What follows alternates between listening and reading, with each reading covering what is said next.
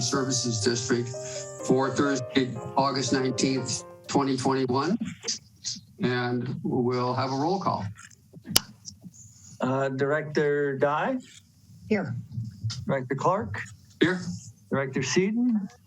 Here. Director Sukamel? Here. And Director Marsh? Here. Okay, and also with us is Delia Comito, myself, Chuck Duffy, the general manager, and Bill Parkin, our legal counsel. Thank you. As normal, we will start with general public participation. If a member of the public has any comments on items not on the agenda, please raise your hand or speak up. Hearing none, we will move to the action agenda. Item 1, report from San Mateo County regarding the Quarry Park pump track mitigation. And I thought we were going to have someone from the county, but I don't see anyone. No, we don't. So I've been in contact with Nick Calderon. They're moving forward on the project. Bill and I actually just talked about it today. So we have approved the MOU, but I do not have an update on their mitigation plans. I misread our last action and I thought it was a different action, so I apologize for that. Matthew, I'm not sure what new information Nick would have. He did report the last time the plan was discussed that as part of the plan, they did plan to expand the parking, which I think was the most significant community issue. And it seems they have about 18 parking places now. I thought they were going up to something like 30 parking places. So since they already have communicated that is part of their plan, I'm not sure what other mitigation from community input there was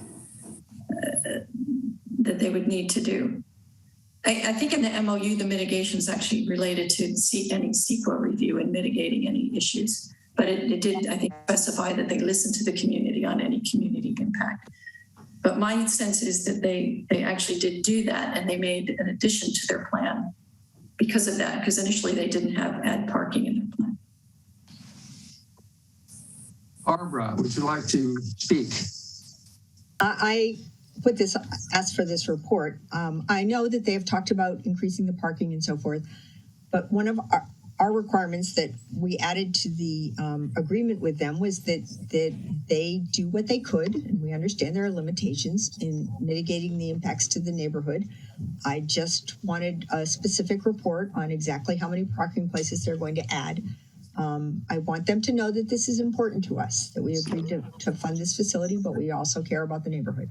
And maybe we can ask him maybe to give us more specifics at our next meeting.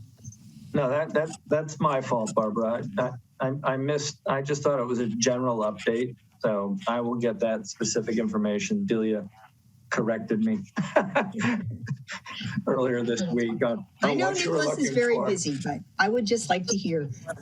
And there was talk about modifying the parking regulations around Quarry Park. Have they thought about that? And how many parking places and where are they going to be? That's what I just like to know. It doesn't have to be a long report. Just a quick. This is what we're thinking about doing. Like I said, I just had the wrong. I had the wrong. So we'll get. I want the community to know that we care. Yeah. Well, okay. I see a member of the public who's probably talked to Nick Calderon more than all of us. Fran, would you like to say anything?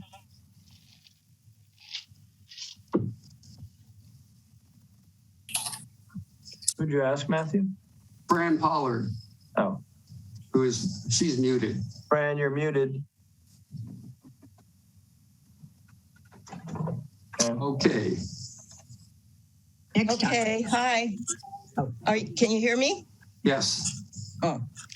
Well, yeah, I have been in touch with Nicholas Calderon, and we've gone over several different items that need attention, especially if the pump track is put in. So he's agreed to some, not to others. We'll see where it goes. That's all. I had a list of things that we talked, and the neighbors agreed with me on that. And they all signed on, and we hope that he'll follow through now. Okay. Okay. What? Did you want something else? No, that's what you know, so don't make anything up. No. All right. Thank you. Would anyone else like to comment on this issue? All right, not hearing any, we can move to item number 2, consideration of support for fire protection efforts in El Granada. And I did ask to put this on the agenda because, well, the genesis was that when a member of the county staff put out a notice saying that they were going to do a certain amount of work on Avenue Cabrillo and the traffic circles. They were going to take out all the trees on the traffic circles, haul off every bit of the eucalyptus, put down mulch, and spray hydro seeds with native seeds. I think that was a later addition, actually, and leave. And then it would be the responsibility of GCSD to take care of the medians. So that led me into exploring what we could do as a Parks and Rec or sewer district, and particularly since the large majority of the medians and the edges of Quarry Park around El Granada will still contain scads of eucalyptus trees when they're done with their current plan, how could we expedite or participate? And council advised me, I bugged him, and he advised me that you have to make it a Parks and Rec issue or something to do with sewer, or else it's not in our charter. So we can't really do anything, which makes it even stranger that the county would say, well, the medians are Granada Community Services District responsibility. So in doing that, I've also been, actually Len Erickson, who is on screen, contacted me about this. He's at the Mid-Coast Council and has been in touch with, I don't know how many agencies and individuals about fire suppression efforts. And I thought that, people here are really worried about the fire issue. And I thought that it would be a good idea for our district to send letters to everybody that we could think of, urging them to get on this, spend money, and protect El Granada from burning down. So that was my goal. Matthew? Yes. Can I just add one county, it was really Public Works who put out their plan for what they're doing on Avenue Cabrillo, included something about GCSD taking care of those medians. Koa Vo, who's the project lead, had heard of the median use agreement that we have. He had not seen it and had no idea what was in it. So I think once it was explained to him, it was something that we can use at our discretion for Parks and Recreation. I hope he changed the wording in his plan. I think he did.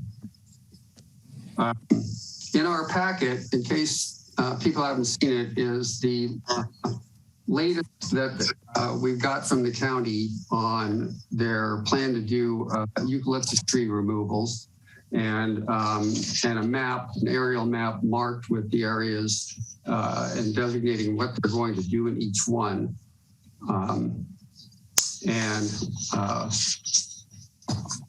The next step after, it's my understanding they're supposed to get that going soon, but the next step after this initial program is that the Resource Conservation is going to develop a plan essentially for further steps for fire protection work.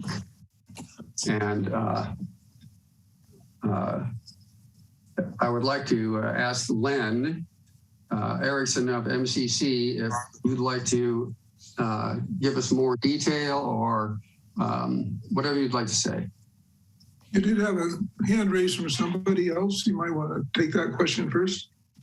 Dorothy Bothman. Yeah, I walk up, I live on Avenue Cabrillo, and I can see the fire problem. I see a worse problem on the hill that's above that circle that's marked well, what is it, C1. I can show you a video of all the dead trees that are up on that hill. To me, it would be more beneficial monetarily and aesthetically to remove 100 feet of dead trees and to leave the trees that have been on Avenue Cabrillo for over 100 years and are far spaced apart and aren't a really fire hazard. The dead trees that are still up, that if I can get the video to start, I don't know if you can see a video, but there's so many dead trees up there that it's really a fire hazard on that part that's above the circle. And that's just one of the areas. Everywhere you look is dead trees. And I would much rather see the dead trees removed rather than the healthy trees on Avenue Cabrillo. Are those pine trees or eucalyptus? The dead ones are the pine trees, but the ones that are too close together and are a fire hazard are eucalyptus. And when the eucalyptus are growing, there's usually 5 or 6 within 8 square feet. Right. Yeah, it's impenetrable up there. Yeah, so I would much rather see the ones that were planted and are manageable and need to be pruned. Yes, they do need to be trimmed. I'd much rather see those kept because they're part of the neighborhood. They're part of what El Granada was. But the ones on the hill are a fire hazard. Is there a way that you guys could go? I know that's one county agency has the money for this and the other county agency has the money for that. But if they could work together and really mitigate a fire hazard that's on the hill, it would make a lot more sense. Done. Dorothy, I think the hill is in Quarry Park boundaries. Isn't it? It is in Quarry Park boundaries. Okay, so Len might know if it's in the Quarry Park plan. Okay, taking over from what Matthew has said, there are basically 2 county actions, if you will, I just wanted to cover from a clarity standpoint. I am a member of the Mid-Coast Community Council where we've discussed these things and on a subcommittee that addresses wildfire, but I'm just speaking here in an effort to bring information, not any particular views, and answer questions. So just to look at the 2 points that were raised here, the first action the county took was, as Matthews noted, to set aside $500,000 for removal of eucalyptus on the medians, and it was viewed as in one sense, a test case. So I think you have the documentation of what they proposed to do. And that was basically explained and put forward a few months ago. Basically, it is a contained project to do the actions that would result in complete removal of eucalyptus from 2 blocks, if you will, of the medians, and then trim and otherwise treat the eucalyptus in the other areas as there is budget. And that's the sole intent of that effort. In initial queries as to whether there was any follow-through funding or other things expected from the DPW standpoint, they're executing what the county has asked them to do. Matthew, you mentioned a discussion where they had said directly some expectation of action or responsibility from you. Could you explain that? Because I've not heard that particular point raised from the county. Well, I don't think it's in the document which has no date, the special vote document that we also included in the pack. So, I mean, the agenda package. So I can't put my fingers on the exact document that this was in, but there was some back and forth, various people, and I thought that you had been part of it, and that's basically, they basically said that if revegetate the areas that they want to clear completely was going to be our responsibility. Okay, I did not hear them say that point. Where they left it in the communication I saw talking to Quavo's, the project manager, is his responsibility is to do the removal. Supervisor Horsley early on indicated an interest in sort of working with GCSD if there was an interest there. And there were several conversations held just to confirm that while that could be an interest, there wasn't a formal pathway to make that happen, nor was there any formal request to any party to do it. I think the best way to think of this project is it was intended to remove a select group of eucalyptus. And I want to point out to the person who spoke earlier that CAL FIRE came to an MCC meeting and indicated the risk factor of all the eucalyptus, both in Quarry Park and the medians. And so I think they're viewed as a risk factor in total. So that's why it's been constructed that way. As far as the land just above Columbus Circle, that is in county parks, I've had some discussions with Nicholas about that land relative to removal, and I think it is in a longer term plan to remove, and I'm asking for more clarification in terms of some other things. But where that stands is it's the park's intention to remove land in that area at some point, but it's not funded and not published as a project with a date. Anyway, Can they transfer funds a little bit and do no, they can't. logical thing? They cannot. I mean, it was very specific to deal with the medians, and they recognized and identified danger of the wildfire in the medians from the eucalyptus there. And so it's specifically for that purpose. It's not transferable. And the public has no input on this at all? Well, we have heard that before, and in the MCC meeting, I think we spoke in favor, recognizing that we had multiple presentations by CAL FIRE on the level of the fire danger. So that's. I agree with the fire danger. I'm just wanting to know about when did this plan start getting out? I didn't hear, I guess I don't get the Mid-Coast Community Council's agendas. Well, it was announced, at the point several months ago, communicated. I think Matt has received a copy as well as the action plan. But it was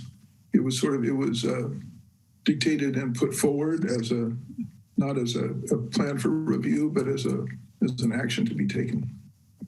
Now, what one can have concerns about it, I'm just trying to tell you how it's enacted. And the expectation, as far as I know from the county standpoint, is that there is no next step yet identified. The project that is, in broad sense, has purview to look at that is what was identified. And I'll just share my screen here. Let's see here.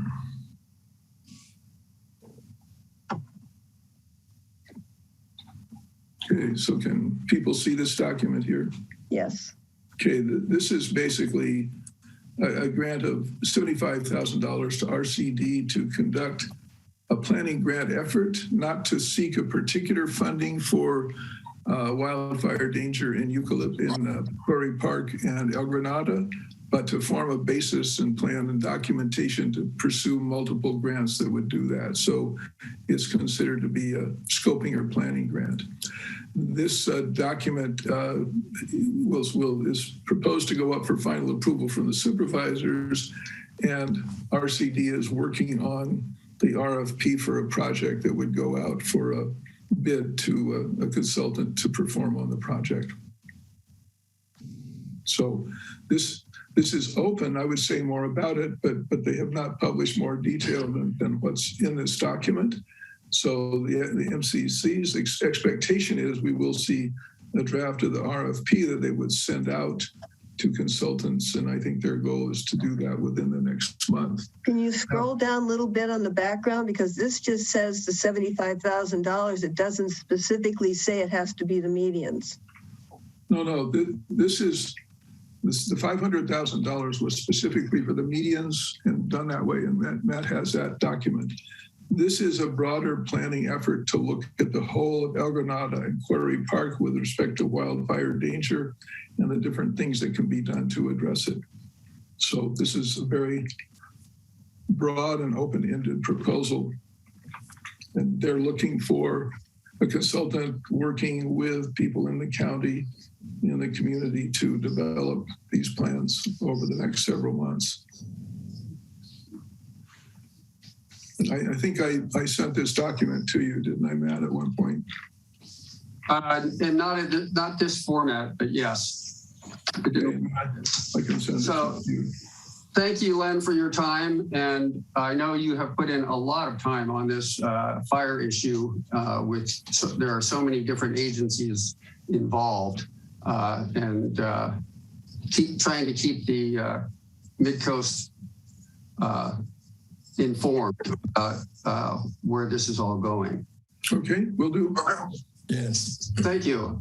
My goal in putting this on the agenda was to get a consensus from the board that we should write a letter to CalFire, the fire district, county supervisors, public works, and I'm sure there are other entities expressing what I perceive to be the county's, the community's wishes, which are that something major be done about the eucalyptus trees in particular, but general fire danger as well. And that we are expressing an opinion or a need of our community, and we'd like to see this moved on as expeditiously as possible. So what do people think? Matthew, it's Nancy. I just want to point out that, because this might be useful for Dorothy, Keith Mangold has been camped out in front of the post office at El Granada most days with a petition asking for the county to do far more than they had planned so far to mitigate the fire danger. And so maybe we could promote also people stopping. I know he'll be there Saturday morning to collect more signatures from El Granada in particular. Yeah, I've talked to Keith several times. I know he's got hundreds of signatures now. He tells me about 90% of the people who he approached signed the petition to go to the county. And I think that possibly copies of that should be attached to whatever letter I hope, decide to send out. I thought his premise might be a nice starting draft for the letter you described. Yes. Barbara. I know that when people are looking for funding, various sources, it's helpful to have letters of support. So I would move that we authorize Matthew, and I don't know if somebody else wants, Nancy, if you want to work on it, to send a letter of general support for any and all fire suppression or fire efforts, anti-fire efforts in El Granada. I would second. Thank you. Do we have any other? So, yeah, my comment would be just, I do think it's important, kind of what Dorothy brought up, that if we could segment in any way in terms of, you see how controversial and the planning that's going to go into this, and there's going to be people all sides of the issues when it actually comes to doing anything substantial with cutting down major sections of trees. That could be years away. There's going to be so many layers to it, because versus the things that are already dead, that could be done immediately. No planning, no permits, that could be attacked right away. I do feel like if we could be more specific to focus on some of that, that could go a long way in just making progress while all this other stuff is figured out over the next couple of years. And then same thing, I think, being more specific with, if we were to pick a median, like that one median, and say, hey, we want to clear this out, and here's our plans to put a bench and put whatever else, you know, as part of saying, let's fast track these medians so that we could, you know, embark on some of the things we've talked about. They're not dependent on us to do anything with clearing the medians, and they're going to receive them. Anything that we do to the medians, remember, we have to then maintain in perpetuity. And I think because now we've got major investment going in the park, major investment going in community center, and in my view, we've moved beyond trying to do something with the medians, because the original intent was to have places to do active recreation, which, you know, anytime we tried it, the local residents objected, and I think now we've got a lot of focus elsewhere. So I think for good reason we've put doing anything on the medians in the back burner, which is what we explained to Coavo at the MCC meeting. He hadn't seen our use permit. He didn't know that it was really at our discretion. So what is behind our letter of support then? If we're just writing a letter of support, Simply as a community organization to add our support on behalf of our community. Okay, but no funding or resources attached to that. Correct. No, we can't spend any.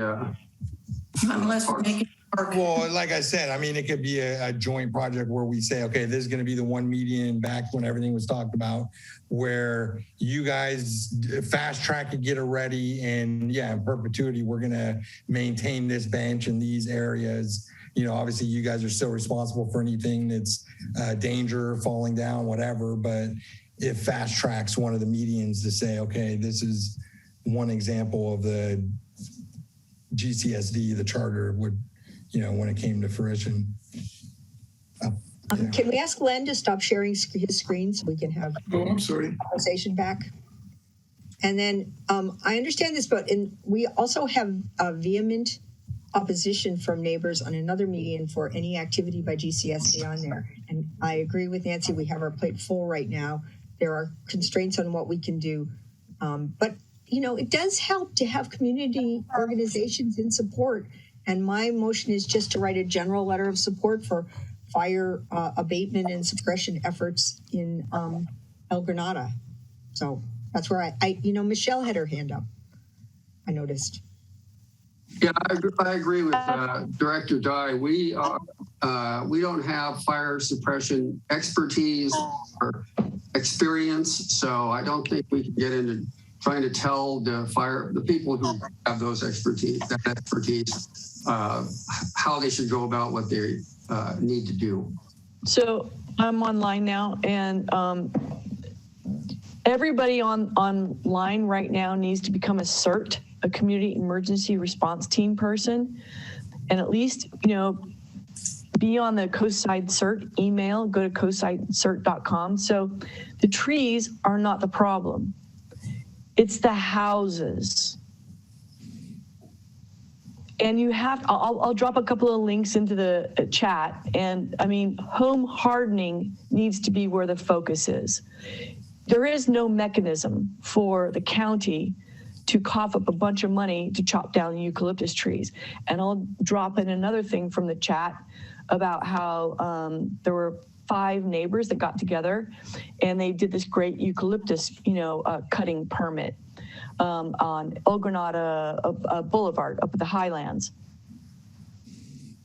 The trees themselves are a danger for sure. But in 2018, Hassett Hardware sold 1,200 gas generators. And they all come with at least 5 to 10 gallons of gas in their garage. So it's really what you can do with CERT and the people the residents themselves. It's way more powerful than trying to get the county to cough up money. I don't even see the mechanism for the county to cough up money. Fair Oaks, there's a bunch of places on the other side of the hill. They're also San Mateo County and they're Woodside. You all got the same problem. The one thing that everybody can do is home hardening. That's the key. Thank you for your time. Thank you, Michelle. We've called the question. Yes, we will. We have a motion and a second on the. Actually, Fran has her hand up. I don't know if you saw that. I don't see Fran at all, actually. Oh, here she is. Yeah. Fran, please go ahead. Okay. The county has offered to do all this. They were already designated $500,000 for cutting at least the circles to start creating a block of an area. So I would not want to discourage that. And I think RDC has got a grant for $1 million to do the 200-foot route across from El Granada Boulevard all the way down Columbus and around to Murata Surf. But that's off in the future. The county, I think, is ready to start next month. At least in the circle. So I think you'd be great to, it would be great if you supported that. And I agree with Dorothy about the dead trees. I talked to Nicholas a year or so ago about some of those dead trees right up there above that circle. And nothing's come of it. So maybe that's something that $75,000 study could promote, and that's kind of an emergency situation. So maybe you could support them doing something about that sooner rather than later. And one other thing, I don't know if this fits in, but one of the things I did talk to Nicholas about to prevent fire was to get rid of the barbecue pits in Quarry Park. I don't know if anyone knows this, but twice now, 2 months in a row, guys or kids have come in late at night and started fires in those fire pits. And I've had to call the fire department to come and put them out. And so I think that would be a simple thing to support, for them to close the barbecue pits or get them out. They won't allow them on the beach, which seems like the safest place to have them. You don't want them in the Burnham Strip. And now the most dangerous area, Quarry Park, full of eucalyptus forests, they're allowing barbecue pits. And these characters are coming in late at night. The last time was almost midnight. I happened to go to my back window and saw a flame in the window, and I thought, what the heck is that? And there they were, building a fire in it. So I think that would be a simple thing, because if wind ever came up or even a breeze and carry it to the trees, that would start the fire. And I'd hate to think where it's going to lead to. So if you would support that also, that would be great. All right, that's it. Thank you for hearing me out. Thank you, Fran. Do we have any other comments from the board or anyone? All right, let's call the question. The motion is to send a letter to involved agencies and individuals to encourage that action be taken carefully but quickly to lower the threat of fire to our community. So we'll have a roll call vote, please. You're muted, Chuck.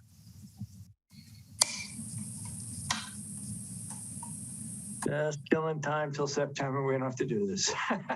Director Dye, Aye. Director Clark, Aye. Director Seaton, Aye.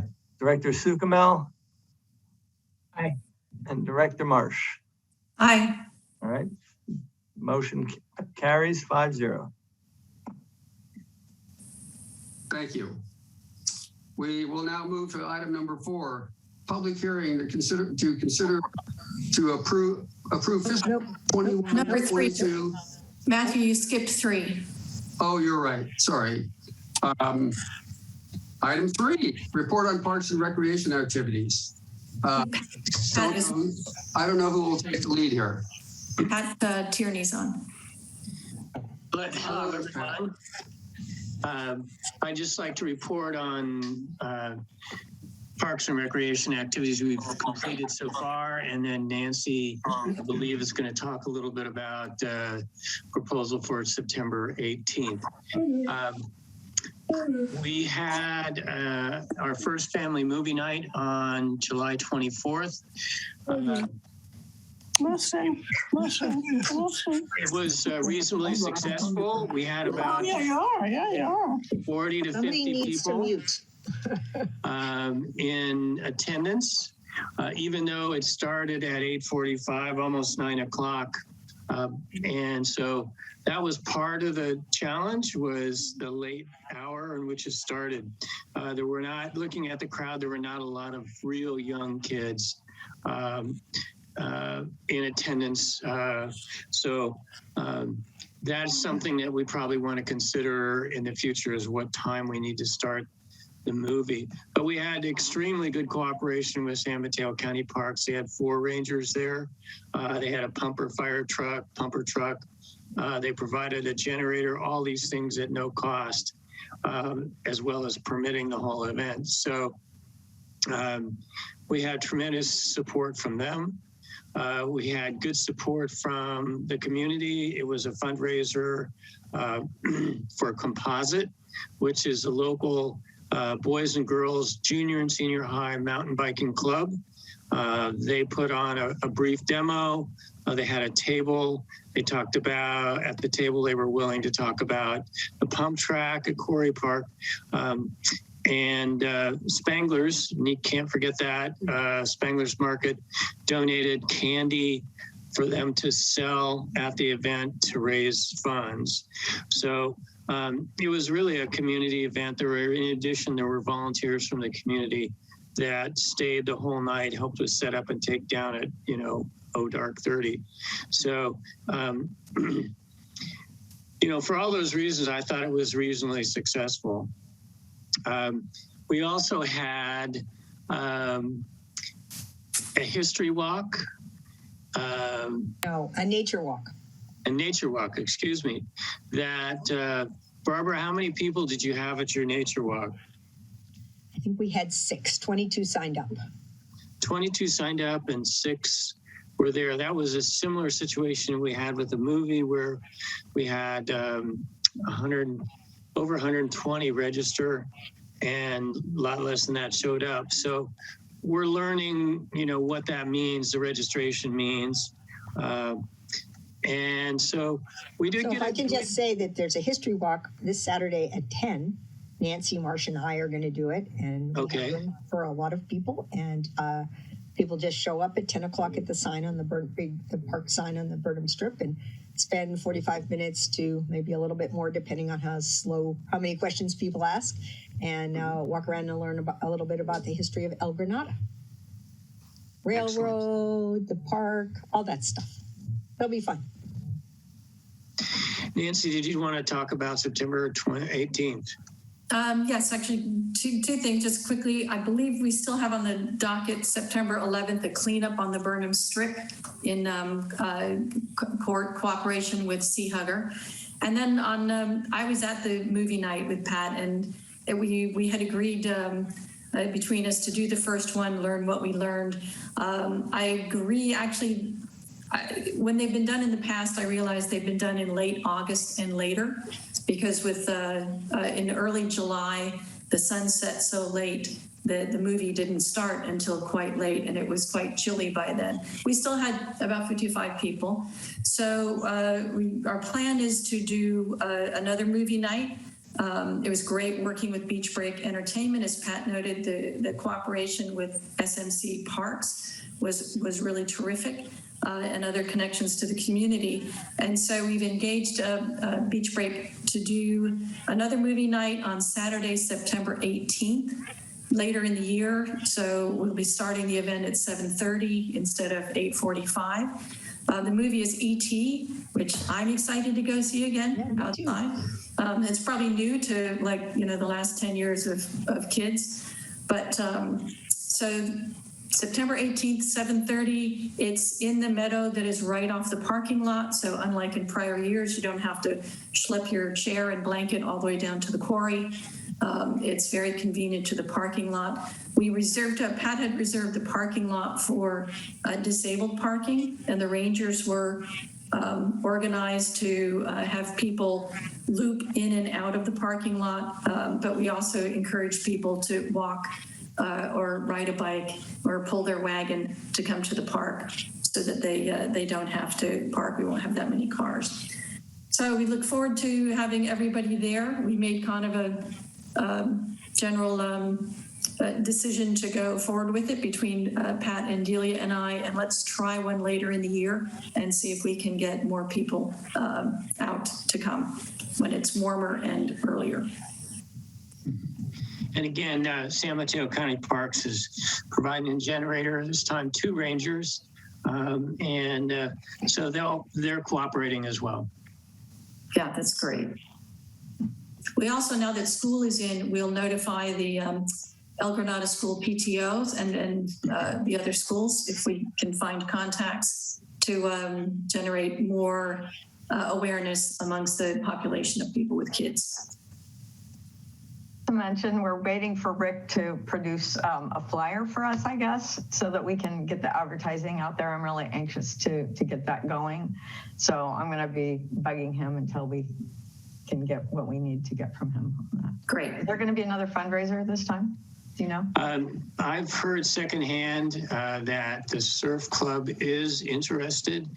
I just heard that today, so I have to, I'm trying to verify that. Yeah, it would be nice to get that in the advertising if possible. So we'll talk. Okay, thanks, Delia. You've really helped a lot on the no summer. problem. We really appreciate it. Fit it in when I can. So that was all I really wanted to report on, unless somebody else has something. Oh, thank you so much, Pat. I think actually it was a success. Not as many people as we wanted, but we certainly demonstrated all the cooperation that we could put together to put on an event. Yes, thank you to all who worked on it. It was a really great deal. Good thing for us to do. And we'd like to see more support out there next time. Thank you for all the work that you've done and I think there's value in just keeping our constituents aware that we are also Parks and Recs district, and we're just getting our feet wet, and the programs will improve and become more numerous as we get better at it. Oh, and thank you to Michelle for putting it out on Coastside Buzz. She's got links up on the chat already.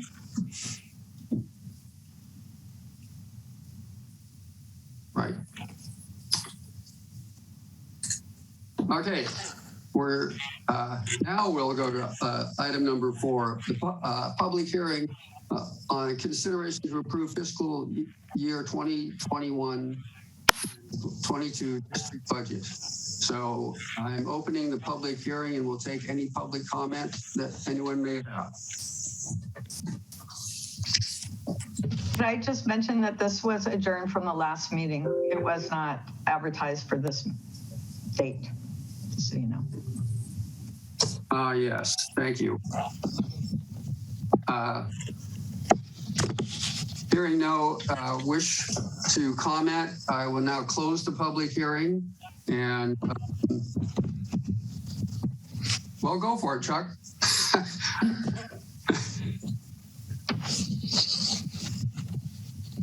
You're muted. I can see Chuck is responding to some questions I sent him, so. Yes. My unmute button seems to be broken. I hope you can hear me now. So Nancy had pointed out correctly so, I had amended the budget since our last meeting to incorporate the $1.8 million Alhambra property purchase. But my formula link got crosswise. So Nancy, you are correct about everything. So I wouldn't want you to think don't look at it, Chuck. Well, I'm glad. So, you know, in column F there, we're showing, maybe if I can scroll up here. This is a broader budget, but basically for 2021, we started the year with 768. In reserves, we added $232,000, and this miraculously it hit $1 million. So the real issue your board's looking at is this year, fiscal year 2021. We'll be purchasing the property for $1.8 million. We'll have to pay Half Moon Bay for our property tax agreement, $389,000. And we should finish the year with $1.5 million in reserve. So you asked a good question, Nancy, about the servicing of that loan. Mm-hmm. Yeah, I don't know that I have a good answer to it. Because we don't have we do have to service it when we pay them. It is an interesting question, and I'm going to have to talk to Bill about that. Well, Delia had an interesting point about, well, I know that you guys we don't have to make the payment to Half Moon Bay until the end of the fiscal year. Right. And I know you guys are having a study done to see if 18% is still the right amount. Correct. Yeah. But if we are paying it over time on a note, then I hope that we can pay Half Moon Bay over time. But also Delia noted that the community center, the $1.8 million to buy that property is for the community center and the district office. So maybe we don't allocate 100% of it to parks, which generates the obligation to Half Moon Bay. So we should look at a split on that. Yeah, and the whole thing is interesting. So, but like I said, I'll have to talk to Bill about it. And I think, I probably limit discussion on this. And yeah, this may. So what you have here, I'm okay to let it go in the budget now that we're working on the other changes. It just may be the worst case scenario because we may end up paying less. We may have more expense for servicing a loan. But we may have less expense going to Half Moon Bay, and we just don't have the answers on that. Correct. Yes. Yeah. And I apologize for that. It was mostly the reserve that made me anxious. So I did a copy and paste, and my formula broke, and then, as we all know, with Excel, and it all went downhill from there. Okay. Barbara? Right. I have a couple questions, but they're on the sewer side. Okay. Just clarifying questions. What's the difference between legal services general and legal services project / case related? It's the same thing as with engineering. Sometimes we just have generic engineering where, I'll call up John Rayner and ask him to do some stuff. And sometimes the engineering services are attached to a project like Meteor Creek, and same thing with the league. If Bill's working on the Half Moon Bay lawsuit, we attach it to that project. If it's just generic stuff, it's just generic. So we're looking at $130,000 for legal. Yeah, I try and target it. So if you see a project, for instance, I want to show the true cost of the project. Yeah. Great. And then can you just talk about lateral repairs? I mean, just, that's something I'm not sure people realize that we do. And how many Well- do we usually have a year? And That's actually what Matthew. triggers that? That's actually Matthew's favorite topic. So It is? because he and I have been talking about it for years and years and years. This I is your support board. it. I just wanted to have it explained. Yeah, well, this is a discretionary item for your board.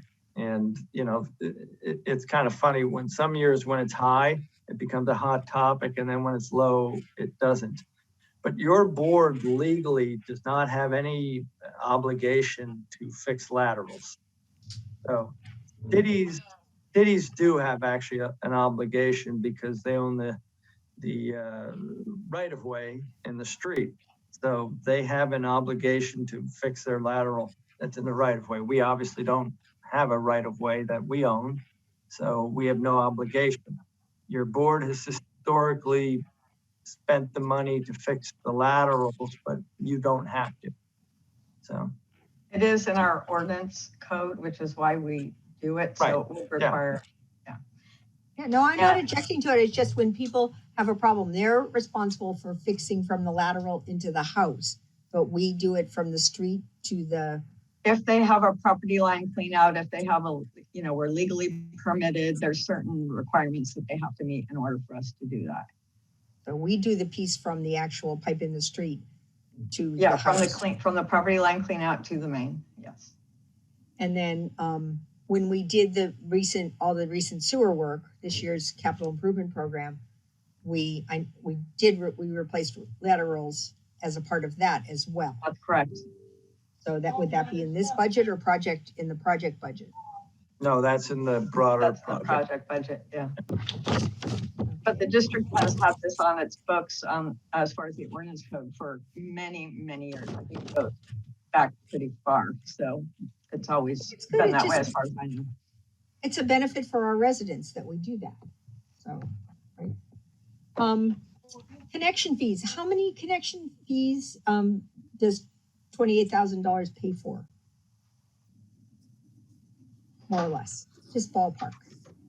What is it, $7,000 or $8,000, Julia? So It's we're budgeting 4,700. At 47. What did you pay? five or six a year is what we're budgeting. So I picked 6. Okay. All right. And then can you explain what the ERAF refund from prior year is?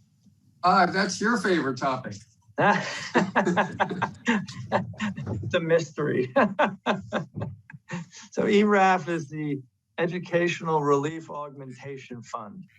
So 20 years ago, well, 50 years ago, or you pick your number, 40, I guess, when Prop 13 got passed, we got guaranteed our share of property tax. However, the legislature has been plucking away at that. And one of the ways they pluck away at it is under the guise, education, they take some portion of our property tax. So if we should get $1 million, and I'm making up a number, but it's close enough. If we should get $1 million as our share of property tax, we get $800,000 because this ERAF, and there's ERAF 1, 2, and 3, because once wasn't enough, they would siphon that from us to the Educational Relief Augmentation Fund. However, San Mateo is special for some reason, and there's one other county down south as well. And so if they collect too much money, whatever too much money is to them, they refund some of it to us. So we get $250,000 a year. So this is essentially the same as the money, the property tax money we've allocated to parks. It's property tax money. The difference is there's, 45 other counties that don't get this, or, districts. We do. And I talked with a guy about 10 years ago about this, and he explained it to me, and I was sorry he did. But the good news is we get the money. So We just get it a year later. Chuck, did you see the notice that came in today? Well, there's a lawsuit about it. I didn't see the one that came in today. No, we're getting a check for $265,000 in ERAF next week. Okay. But just so everyone knows, the county of San Mateo, I believe, or the state, I can't remember who, is challenging this stuff in court because strangely they want money. So, but I don't know where that will go. All right. Thank you. Our interest on our reserves, which are substantial, is only 0.35%. Is this what the local agency investment fund is paying? Yes. Well, okay. And then we're just killing it there. Yeah, really. The only worse return than that is my retirement fund. So. Actually, that's about 6 times what I get in the investment nonprofit that I'm treasurer for. So it's not bad. And then the Meadow Creek Crossing sewer realignment project is finished, but we will be, we haven't gotten all the bills in yet. And so that's why the funding for it is in this year's budget. Right, because we'll be paying post July 1. Yeah. I think those were my questions. Thank you. Okay, thank you. Does anyone else have questions or comments? All right, Can I mention, I'm sorry, Matthew, this is a Nancy question, actually. And we were supposed to have a cost of living amount that was somehow going to be presented with the budget. I'm not really sure how we would incorporate that in here, but I don't think that we have it and it needs to be done. So you're right. Per policy, the board is supposed to agree, as I think part of the salary budgets in the fiscal year budget, a set percent cost of living increase. Chuck, you may already have it in there. I think it just has to, the board has to be aware of it and approve it.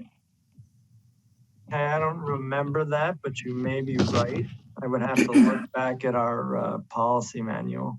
I think that's only intervention now in salary budgets is to approve the cost of living percentage. Okay. So is this in a shape, good enough shape for us to approve with minor amendments, or? Well, yeah, and remember, this is a budget. It's not, you know, if Delia and I go back and forth with this a little bit.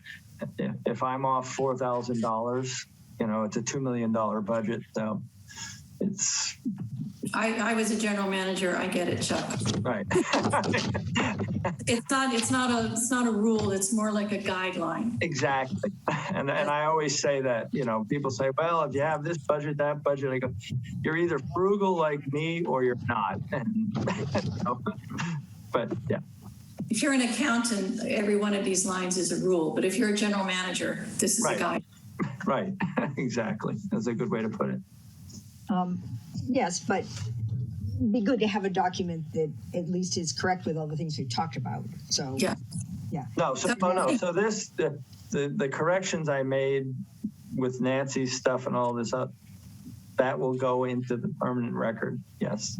Okay, so we can approve it. You can approve it as shown on my screen, if you will. Yeah. Right. We'll approve it with discussed amendments. Yes. Okay. And we'll note that in the minutes. Okay. Well, I'll make a motion to approve the fiscal year 21-22 budget as amended. And I have a question. I have a question from the agenda memo that is just because I think it's a weird thing. Expected revenue from sewer service charges have been reduced, what is really a minuscule amount, but $77,000. But I don't understand how we've been giving out sewer permits in the last fiscal year and people have been hooking up. So why don't we have more sewer service charges instead of less? Because that is that reduction is based on commercial use. So businesses weren't. Yeah. Go ahead, Delia. There was significant less water used this year by commercial users. I would attribute that mostly to COVID. So, and that was reflected in the sewer service charge report that your board recently passed, I think 1 or 2 meetings ago. So that's why we're seeing lower income this year. There were only about, I think there were only 6 new hookups, and they were all single family dwellings. So that's our residential went up, like you say, Matthew, but our commercial actual use went down. Yeah, it hadn't occurred to me that commercial went down in more than just sewer water use during COVID.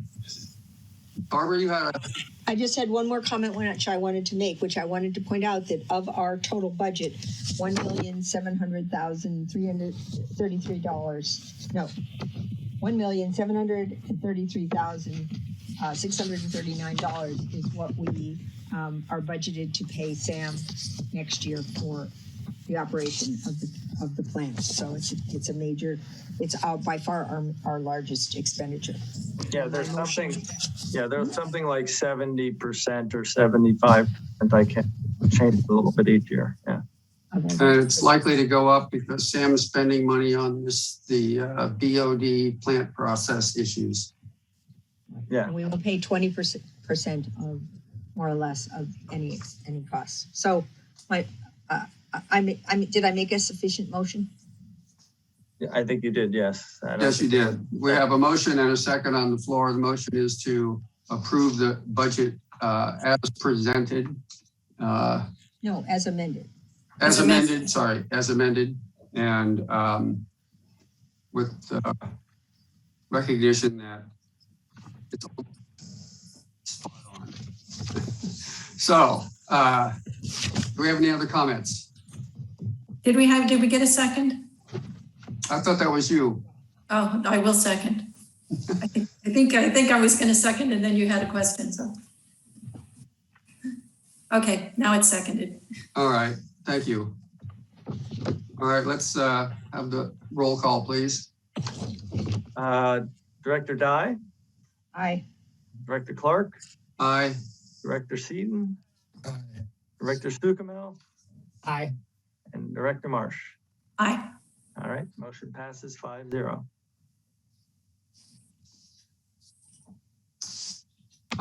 Thank you. Item number 5, appoint 2 directors to ad hoc Parks Advisory Committee Selection Committee. Delia, unless you want to jump in on this, I'll start by saying this, the ad hoc committee for recommending the selection of applicants for the Parks Advisory Committee was previously former Director Warren, myself, and obviously Director Warren's no longer with us, and I would really like to surrender this responsibility myself because there's so much going on at SAM that I'd like to get out of this. So, Director Sucamel did it last time. Pardon? I think Director Sucamel was involved in the last appointments. Yeah, we did a round of appointments. I think Matthew and I did. Yeah, I think it was you too. 2 or 3 years ago. So I mean, I'm happy to do it again. No problem with that. As most recent grad from PAC, I'm happy to be the other one. Just to mention, there's 1 vacant seat and there's no, backup members. So we can appoint up to 3 people actually can fill those seats, or 1 seat and the two backup people. So, and I have an ad ready to go. It's all drafted. I hope to get it in the review next week. And we have 1 applicant already. So hopefully we'll get a good group to choose from. Yeah. For those that don't know, one of the originals, Paul Kulsch, resigned from the committee for other time commitments, but I don't think he's on, but we really appreciate, I think 5 or 6 years of service, volunteer service from Paul. It's a big loss. He's been great. Yeah, he has been great. Delia, are you going to post something on, I don't know, I mean, do we have a Facebook page? Yeah, we can put something on Facebook, Nextdoor, and all the social media as well. And Michelle has offered to put it in Coastside Buzz if you send it to her as well. I think she already did, actually. Well, no, she already put the movie on, but I think. No, I put the fact that people could volunteer in there too. No, Michelle said in the chat to send her the ad copy, so. Okay, I'd like to send it to the committee as well, just so you can see it. Okay. Do we need a vote on the committee? I think we do. Do we need a vote? We need a vote to ratify the committee. The ad hoc committee. Yes. Okay, move to approve the ad hoc committee. Do we have a second? Somebody else second. Second. Okay. I know it feels weird to second it if I'm on the committee, but. Well, thank you too for volunteering, and I don't believe there's any more discussion, correct? We're going to vote? Let's vote. Yes. Chuck, you're muted again. Director Dye, Yes. Director Clark, Aye. Director Seaton, Aye. Director Sukamel, Aye. and Director Marsh. Aye. Motion carries 5-0. All right. Thank you.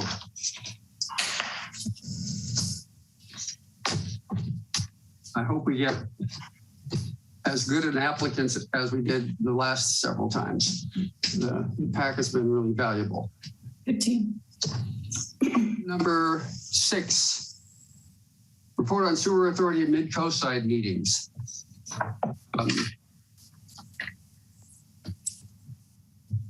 I see you smiling, Barbara. You ready? You want to start? You want me to do it? Well, we talked about this a bit in closed, but this is the part we can do in open. And the meetings have centered around the plant upset, the Brown and Caldwell study of what to do about plant processing, and spending a lot of money to redo essentially the aeration basins at the treatment plant. And I have to say that the mystery has not been solved of what's going on at the plant. And from the minutes of the July 26th meeting, I'd like to just read a couple of quotes from the staff report. Their quote, we are having issues with a different type of filaments now, and we are having a hard time keeping biology healthy and not dying off. So this is unquote. So this is the essential way the plant works, and so it's a basic problem of the plant not functioning at the best for all these years. And the next one is, quote, it seems like it continues to be a series of fires, right, for lack of a better term. We're just going back and forth and unable to find the point source of our continuing troubles. We were hopeful that when we went back to the fine air diffusers, that would help some of the issues. It did a little, but unquote. So that is, and that's July, and that's basically where we still are. The Brown and Caldwell has been valuable in some senses in analysis and recommendations, but it's what's going on at the plant to the operators is still a mystery. I'll talk about, if you want, the source control thing. Well, I'd like to add a couple of things. One is that it is true that the SAM staff have worked very hard on this problem. They've put in a lot of extra time, a lot of overtime. They have tried many things to get this under control, and it continues to be what they call a planned upset. And hopefully that the people who understand these processes and so forth can work together to come to some conclusions and correct this. One of the steps that Sam has taken is to restart the pre-existing, what is the term? Wastewater source control program. Non-domestic wastewater source control program. Thank you. Which was put in place in '94 and I guess operated through the early 2010s, which meant that any business that was putting wastewater into the system as a result of their business activities had to get a permit and do some reporting and so forth. They have talked about putting this into place, but they don't at this point have the parameters of what it's going to look like. They did, however, send applications for these permits and a lot of paperwork to 5 small businesses in the Granada Community Services District, with nothing to say why those businesses were chosen. And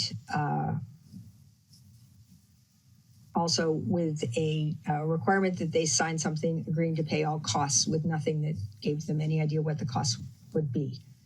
So we have some concerns, and we're trying to advocate for the businesses in our district and see that a program that's put in place to try to find out if there are businesses putting things into the system that may be causing this upset, that trying to find out what those businesses are and get that under control if that is the source of the problems at the plant.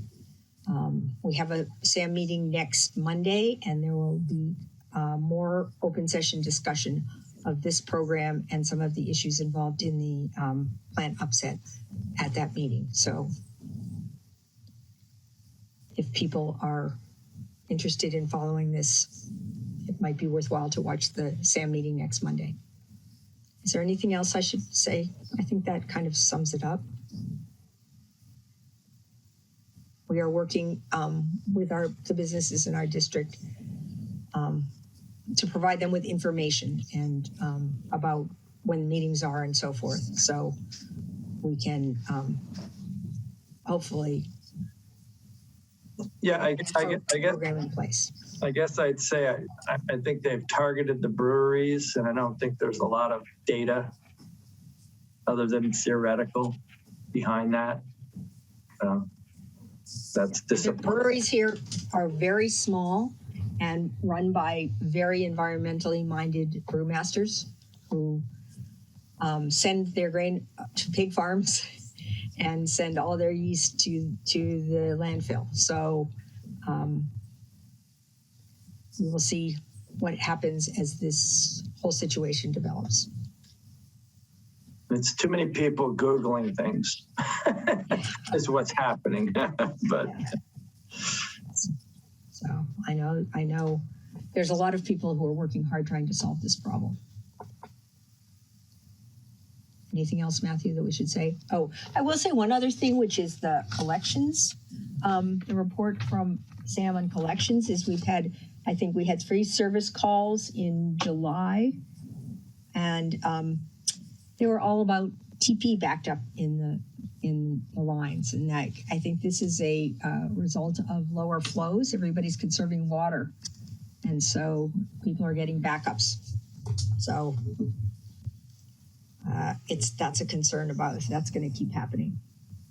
And they were recommending occasionally flushing out the drains, which seems like not a good use of water. But on the other hand,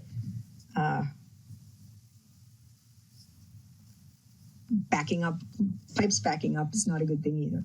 So we're all kind of, I think, adapting. And I think some of the problems at the plant may be because the flows are way down because of water conservation. service calls were, I believe, in every instance at the end of a line.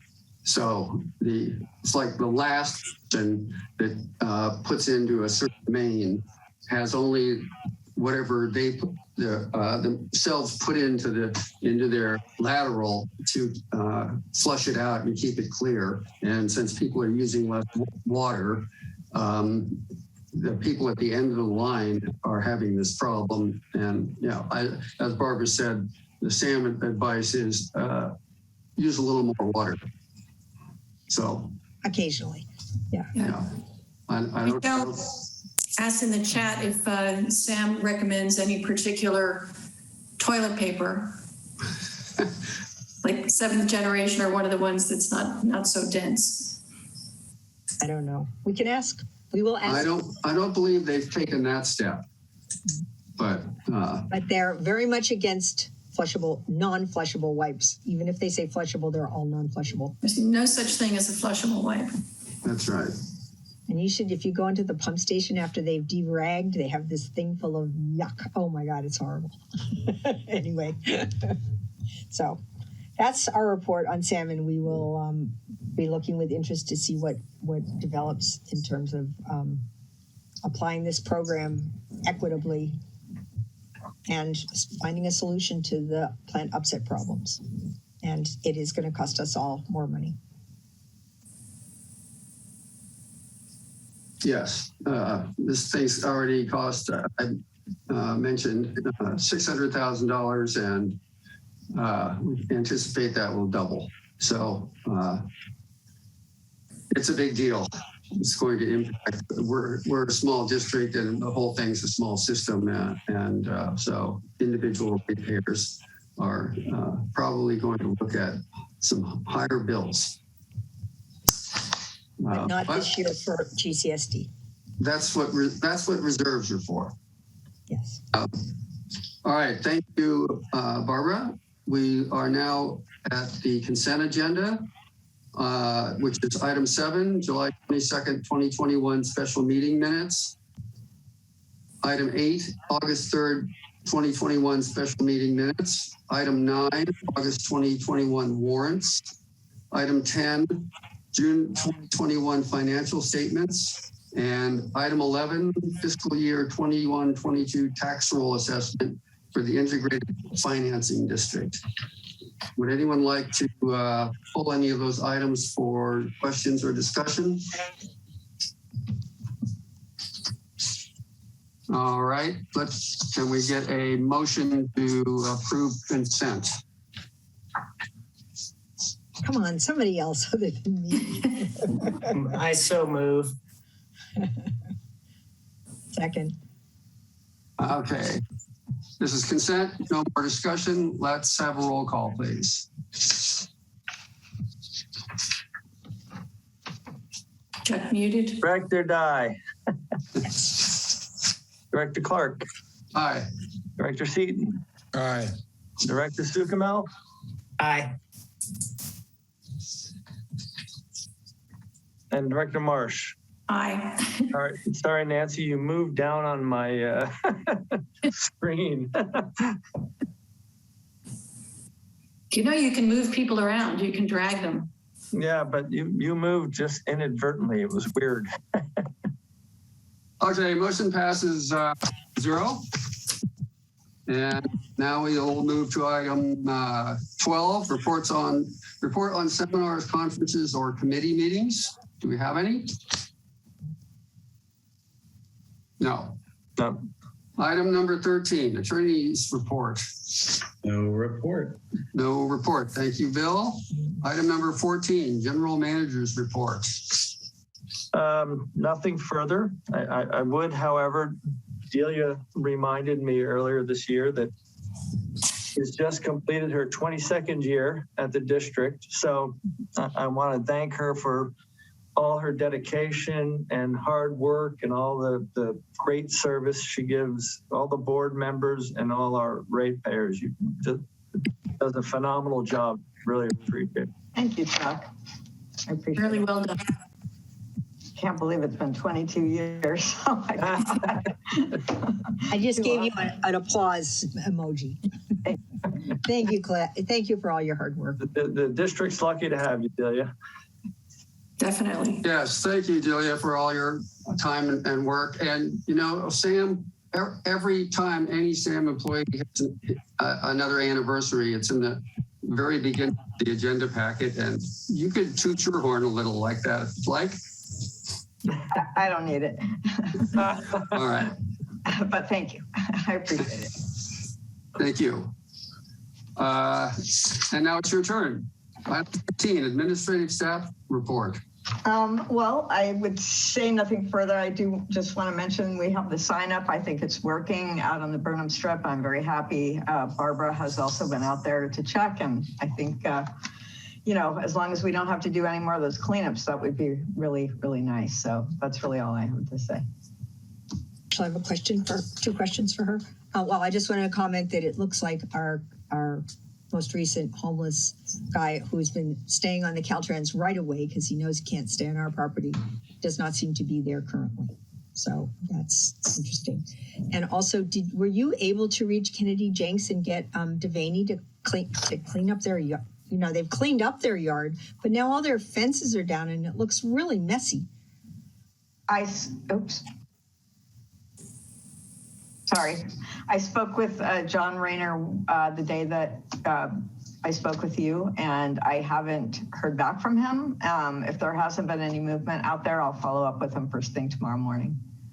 It would be nice before we do the history walk, because we're going to walk by definitely. there. I'll start pushing. Very unprofessional. Right? Yeah. If I have to call Devaney directly, I will, I suppose. Sorry about that. No, nothing to be sorry about, but thank you for following up on this. I just want to note one other follow-up. I noted on the warrants that there were the refunds to 3 ADU connections following our resolution to reduce the ADU. Yes, Mary Dupin was very happy. She came and picked up her check, so that was nice. That was great. Thank you for following up so quickly after that was resolved.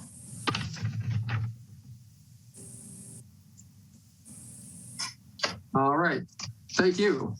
Item number 16, engineers report.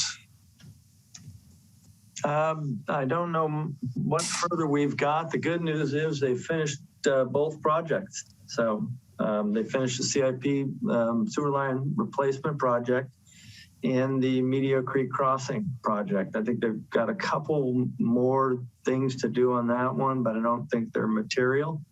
So I'll express a little bit of surprise that went so quickly and easily, because it was a little bit of a race between that and the county doing their bridge replacement and not. So that went well. And the John Rayner does say that both those projects are done. And were there any change orders that we will need to? Actually, there is. Yeah, we have. Go ahead, Dave. Well, I just want to say that there is a pipe on the north side of the bridge that was added to the project, which will be done by Golden Bay Construction. And that is a long, very needed change order to be done, because that pipe definitely needs to be replaced. And also, Chuck, I want to mention that I filed the NOE on the clearinghouse, the state clearinghouse today. Oh, good. Okay. I did it just before the meeting, so. Okay, good. Yeah, and what we had televised the line surrounding the crossing, and it was severely deteriorated, so we issued that change order to fix it. And I have to say that Devaney did a much better job of managing their projects and their road repairs than the PG&E people, who are just leaving high plates with, you know, stuff around them here and there and everywhere. It just seems like we should appreciate the good job I think that Devaney did on a lot of the work that I think people may be confused and think that what's going on there is still part of our project, because PG&E never told anybody what they were doing, or they just started Right. And so, Shocked. I'd like to, if you talk to Devaney, you know, I do compliment them on the quality of their work. I saw a comment on Nextdoor that somebody said PG&E was doing sewer work. They were actually TVing sewer lines for quite some time. So they were going into sewer laterals and TVing the line because they wanted to make sure that they didn't have any gas lines going through sewer pipes, which can be a very dangerous situation. So I've actually seen it happen once before. So that's what they were doing. And they are done with that. They're now doing service lines, and they're actually going to be working in El Granada until sometime next year. It's going run through like March, I believe. I talked to somebody over there, and it's going to be a mess for a while. So, but it's not. And I did update the website, by the way. I asked for the construction and project information to come off of the website. So maybe we can do a little note or update on that as well for people to know that it's not us, not GSD. And Matthew, Michelle has her hand up. I was about to say, Matthew. Sorry, I just go ahead. To give go ahead, Michelle. You're starting. I wanted to give a good story about how the neighbors on Miramar, they were really disturbed by how crappy the road was after it was like four-wheel driving with my bike. And I sent out an email to the interested parties, and the next day they had these big things come out and they ground the entire, road, and it's very buttery now. Get your skateboard out. They really did a good job. It was excellent response by the county. So just want to give heads up for public agencies. They do work. Thank you. I have a question. Chuck, do you know, is our pipe, it doesn't really matter yet because the county bridge replacement across Medio Creek is delayed till next summer now, but is our pipe off of that bridge now completely? It should be, yeah. The project is complete, so. It's off. It's completely off. Yeah, well, do you know they took it off, or did they just take it out of service? They took it off. That's what I was told. Okay. Great work. Yeah, I mean, so the temporary pump that has been out there for a long time, all that's gone too. Yes, that's done, and we made our final payment to those people, yeah. Good. And then I'd like, the last item on John Rayner's memo is about Big Wave, and basically nothing has changed there, except that I don't know if everyone saw that the County of San Mateo is buying the southern 5 1/4 acres of the Big Wave property next to the Princeton Marsh, and is going to keep it in open space and purportedly allow the marsh to expand some. So Big Wave just shrank by 5 1/4 acres. And so that makes me want to ask if we know the Big Wave was going to move the main onto their own property so that they didn't have to pay so much to put it in the street, and it would be their own a private main essentially. So it must mean that now the space that goes past that 5 1/4 acres will again have to be put in the street. Yeah, I think the key is Big Wave's a mystery. Indeed. They change every 6 months. Yeah. Well, they're They've had grading a lot away. of equipment. They've had a lot of equipment sitting out there for a long time with not moving. I noticed too, they blocked off the access road to our lot out there. I don't know why, but that's in the road easement that we have to go to our old treatment plant site is blocked. Yeah, I don't know if we You should, still own a piece of property. I don't know if we should make some noise about that or not. All right, we're going to the last item is future agenda items. Anyone have any suggestions? Okay, I do, 2 of them. I have been digging for several reasons into what the district can and cannot do and how it's supposed to be done. And with the sage advice of our council, I'd like to recommend that we at least consider changing our ordinance code, which now mentions Robert's Rules of Order as our governing way that meetings have to be done. And while delving into this, I looked up Robert's Rules, and the edition I saw is 640 pages long. Bill has recommended to me, and I'm recommending that we agendize this, that we drop Robert's Rules, and because it's just not appropriate for our size and our function. And we adopt a new one called Rosenberg's Rules, which is designed for specifically for California to not conflict with the Brown Act. So I'd like to agendize that. And then I would also like to have a potential future agenda item on a method of censoring board members.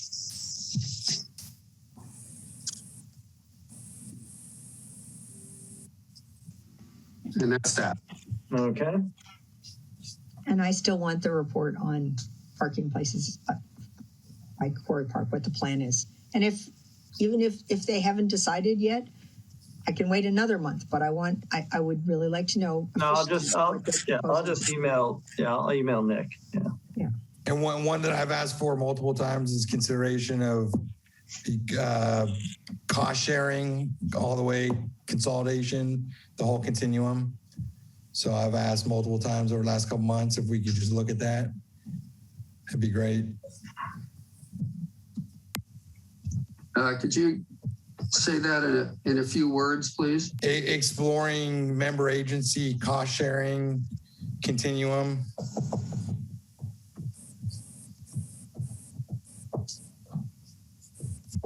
Okay, thank you.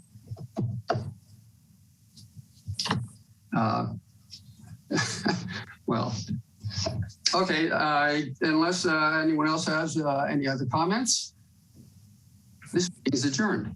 Thank you all. Everyone. Thanks, Okay, thanks everybody.